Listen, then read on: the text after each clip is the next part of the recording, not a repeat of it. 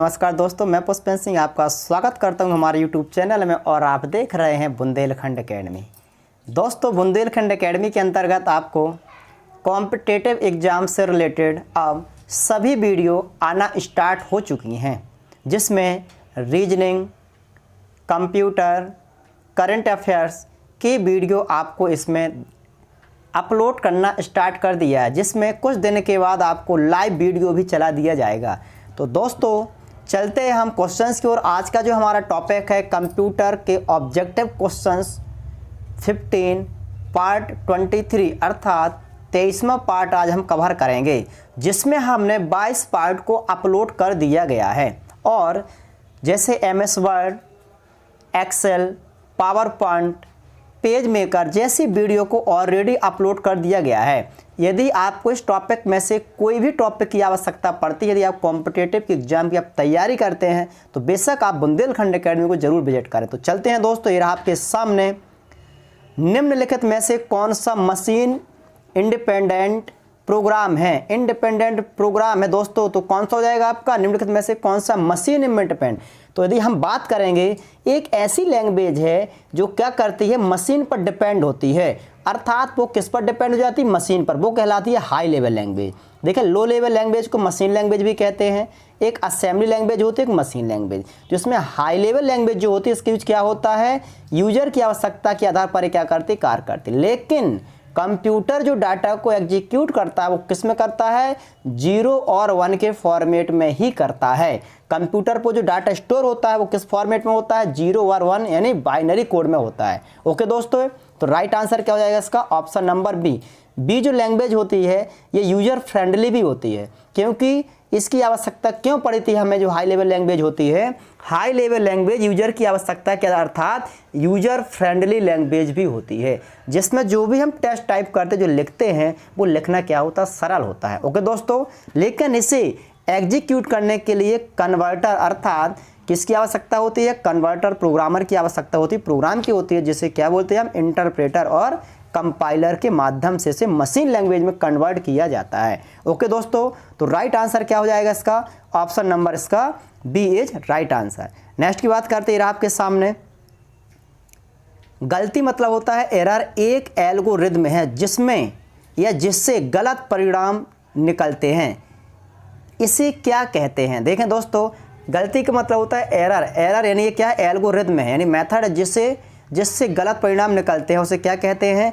देखें दोस्तों, जब यदि कोई प्रोग्राम में गलती होगी यानी एरर्स होगी, तो किस पर होगी, लॉजिकल पर होगी। यानी एल्गोरिथम का मतलब क्या होता है, लॉजिकल को चेक करना, जो प्रोग्राम्स हमारे होते हैं। तो राइट आंसर क्या हो जाएगा, ऑप्शन नंबर ए यानी लॉजिकल एरर।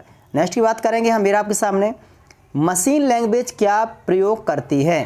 मशीन लैंग्वेज क्या प्रयोग करती है, तो हम बात करेंगे इसमें machine language, English language code, numeric code, Java language, ये सभी। देखें दोस्तों, हम इसकी बात करेंगे तो जावा लैंग्वेज जो होती है, जावा लैंग्वेज क्या होती है, हमारी इंटरनेट के लिए यूज की जाती है। इंग्लिश लैंग्वेज और न्यूमेरिक, यानी राइट आंसर क्या हो जाएगा इसका, न्यूमेरिक पर जाएगा। न्यूमेरिक जो कोड होते हैं 0-1, जो 0 से 9 तक के कोड होते हैं, 0-1 जो होते हैं ना, उन्हें कहा जाता है न्यूमेरिक कोड। ओके, तो जो हमारी मशीन लैंग्वेज वो किसको करती है, न्यूमेरिक कोड, यानी ऑप्शन नंबर बी। नेक्स्ट की बात करेंगे, ये रहा आपके सामने, कंप्यूटर डाटा और गणनाएं करने के लिए नंबर सिस्टम का प्रयोग करता है या करती है, क्या कहलाती है। अभी जस्ट बताया था हमने बाइनरी नंबर। दोस्तों क्या कहा था हमने, बाइनरी यानी मीन्स क्या हो जाएगा, 0 और 1 के फॉर्मेट में डाटा को कंप्यूटर क्या करता है, स्टोर करने का कार्य करता है। तो किस पर जाएगा राइट आंसर आपका, बाइनरी कोड यानी बाइनरी नंबर सिस्टम, अर्थात option number C is right answer. Hexadecimal और ऑक्टल का क्या होता है, हेक्साडेसिमल की यदि हम बात करेंगे तो इसका जो बेस होता है कितना होता है दोस्तों, 16 होता है हेक्साडेसिमल का। ये क्या करता है, 0 से लेकर के 9 तक डिजिट होते हैं और ए से लेकर के एफ तक के अल्फ़ाबेट्स नंबर होते हैं। ओके दोस्तों, ऑक्टल की हम बात करेंगे तो ऑक्टल में क्या होते हैं आपके, 0 से लेकर के 7 तक के डिजिट होते हैं, जो कि टोटल कितने हो जाएंगे आपके, 8 हो जाते हैं। इसका बेस कितना होता है, 8 होता है। दशमलव की बात करेंगे हम तो इसको कहा जाता है दोस्तों डेसिमल। क्या कहा जाता है, डेसिमल कहा जाता है, जिसका कोड क्या होता है, 0 से 9, यानी टोटल कितना हो जाएगा, बेस कितना हो जाएगा इसका, 10 हो जाएगा। ओके दोस्तों, तो इस ऑप्शन का राइट आंसर क्या हो जाएगा हमारा, राइट हो जाएगा हमारा बाइनरी नंबर सिस्टम। ओके दोस्तों, नेक्स्ट की बात करेंगे हम, नेक्स्ट क्वेश्चन ये रहा आपके सामने, निम्नलिखित में से स्टोरेज का सबसे बड़ा यूनिट कौन सा है। सबसे बड़ा यूनिट पूछा है दोस्तों। छोटे की हम बात करते हैं तो क्या होता है, हमारा बिट होता है, क्लियर है। बिट से फिर बड़ा क्या होता है, बाइट होता है। बाइट से क्या होता है, किलोबाइट होता है। किलोबाइट के बाद एमबी होता है, ओके ना। तो हम इसमें यदि हम बात करें, जो ऑप्शन दिए गए सबसे बड़ी इकाई की बात करेंगे तो आपने देखा केबी, एमबी, जीबी, टीबी, यानी ये ऑप्शन हमारे क्रम से, लेकिन सबसे बड़ा पूछा तो क्या हो जाएगा, टेराबाइट अर्थात टीबी हो जाएगी, ओके। लेकिन इसकी इंपॉर्टेंट फैक्ट पर ही हम बात करेंगे, इंपॉर्टेंट पॉइंट की यदि हम बात करें इसमें, तो आप यहाँ पर जैसा कि देख पा रहे हैं, एक बिट बराबर क्या होता है, 0 और 1 को क्या बोलते हैं, एक बिट कहा जाता है 0 1 को। 4 बिट बराबर क्या होता है, एक निबल होती है। और अगर हम बात करें 8 बिट बराबर होता है दोस्तों एक बाइट। 8 बिट बराबर क्या होता है, एक बाइट होता है। लेकिन हम बात करेंगे इसी के अंतर्गत, अगर हम इसकी बात करेंगे 1024, यहाँ पर 1000 लिखा है, इसका मतलब है 1024। 1024 बाइट बराबर क्या होता है, 1 केबी होता है। 1024 केबी बराबर होता है 1 मेगाबाइट होता है। 1024 मेगाबाइट बराबर होता है 1 जीबी होता है। 1024 जीबी बराबर होता है टेराबाइट होता है दोस्तों, क्या होता है, टेराबाइट। इसके अभी और ऑप्शन हैं, इनको भी अपन कवर करेंगे। टेराबाइट के बाद क्या होता है हमारा, यहाँ पर क्रम से दिया गया है आपको। फिर 1024 टीबी यानी टेराबाइट बराबर होता है पेटाबाइट। 1024 पेटाबाइट बराबर क्या होता है, एक्साबाइट। 1024 एक्साबाइट बराबर क्या होता है, जेटाबाइट। और 1024 जेटाबाइट बराबर होता है दोस्तों योटाबाइट। यानी हम कह सकते हैं कंप्यूटर की सबसे बड़ी इकाई क्या होती है, योटाबाइट होती है। लेकिन इसके लिए आपको ऑप्शन में देखना पड़ेगा कि ऑप्शन में क्या पूछा है, उसका क्या योटाबाइट दिया गया है, नो। इसमें क्या है, सबसे बड़ी क्या हो जाएगी आपकी। तो यदि ऑप्शन की हम बात करेंगे तो ऑप्शन नंबर जाएगा आपका बी में, क्योंकि यहाँ पर क्या है, टीबी सबसे, टेराबाइट क्या है, सबसे बड़ी इकाई है। ओके दोस्तों, नेक्स्ट की बात करते हैं हम, नेक्स्ट क्वेश्चन की ओर चलते हैं। ये रहा आपके सामने, बिट किसका लघु रूप है। बिट जो है वो किसका लघु रूप है, मेगाबाइट का, बाइनरी लैंग्वेज का, बाइनरी डिजिट का, बाइनरी नंबर का। तो ऑप्शन इसका जाएगा बाइनरी। जो डिजिट होते हैं हमारे, बाइनरी डिजिट होते हैं, 0 और 1 होता है। 0 और 1 को ही हम क्या बोलते हैं दोस्तों, 0 और 1 को अभी जस्ट हमने इसके पहले इंपॉर्टेंट नोट्स में पढ़ा हुआ है। 0 और 1 को क्या बोलते हैं हम, बिट बोलते हैं। तो बाइनरी डिजिट में क्या होता है, 0 और 1 होते हैं, जिसका बेस क्या होता है, 2 होता है। तो क्या हो जाएगा हमारा 0 और 1, यानी option number C is right answer.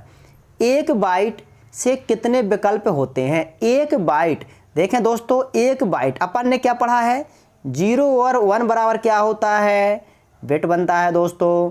आपने पढ़ा 4 बिट बराबर क्या होता है, एक निबल होता है। 2 निबल बराबर क्या होता है, बाइट। अर्थात हम कह सकते हैं कि 8 बिट बराबर क्या होता है, एक बाइट होता है। तो राइट आंसर इसका क्या चला जाएगा, option number C is right answer. आगे की बात करते हैं, नेक्स्ट की ओर चलते अपन। कंप्यूटर मेमोरी की सबसे छोटी इकाई क्या है, यह क्या कहलाती है। कंप्यूटर मेमोरी की सबसे छोटी इकाई क्या है दोस्तों। तो आपने अभी जस्ट पढ़ा है 0 और 1 को क्या बोलते हैं, बिट कहा जाता है। यही ही हमारे कंप्यूटर क्या होती है, छोटी इकाई होती है। तो राइट आंसर क्या हो जाएगा, option number A is right answer. आगे बात करेंगे हम, नेक्स्ट की ओर चलते हैं। आपके सामने, कितना बाइट मिलकर 1 किलोबाइट बनाता है। कितना बाइट मिलकर 1 किलोबाइट बनाता है। हम बात करेंगे सबसे पहला क्या होता है, बिट।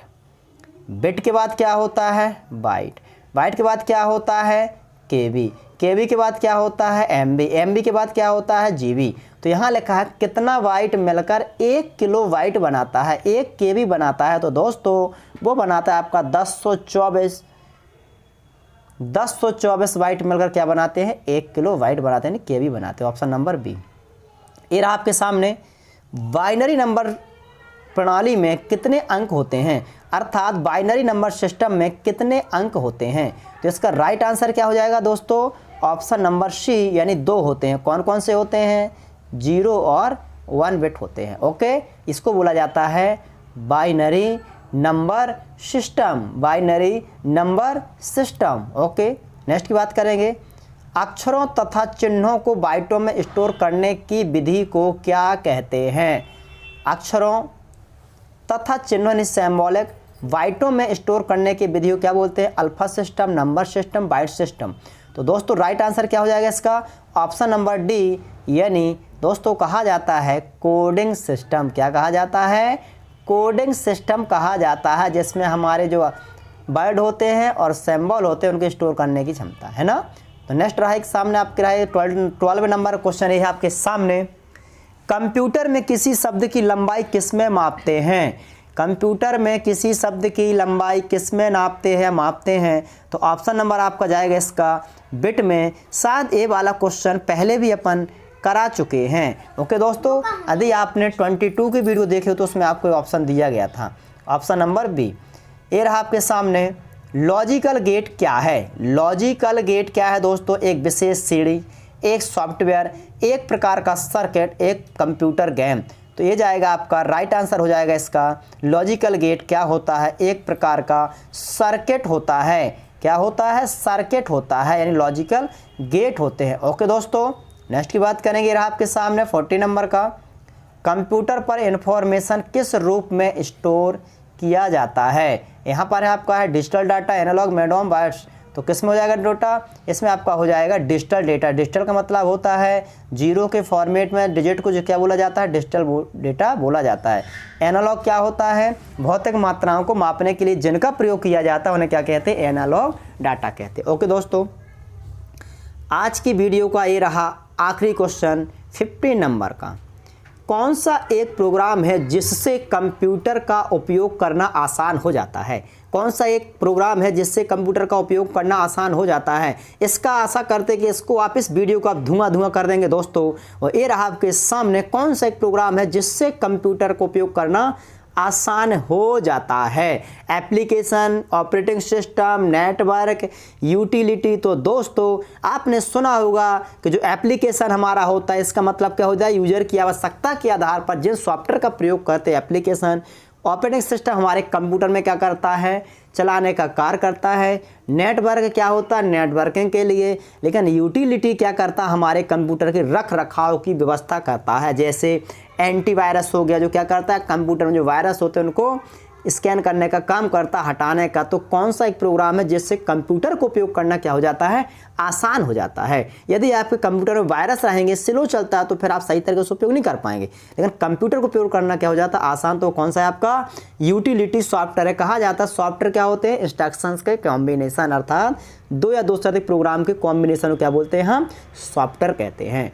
तो दोस्तों यदि आज की वीडियो आपको अच्छी लगती है और आपको लगता है कि वे क्वेश्चंस से जो पेपर में मैं वही क्वेश्चंस कराता हूं दोस्तों जो CP/CT और ऑलरेडी कंप्यूटर के क्वेश्चंस कॉम्पिटिटिव एग्जाम में आ चुके हैं, तो प्लीज़ यदि आपने अभी तक हमारे चैनल को सब्सक्राइब नहीं किया तो आप चैनल को सब्सक्राइब करें और वीडियो को अपने दोस्तों को शेयर करें।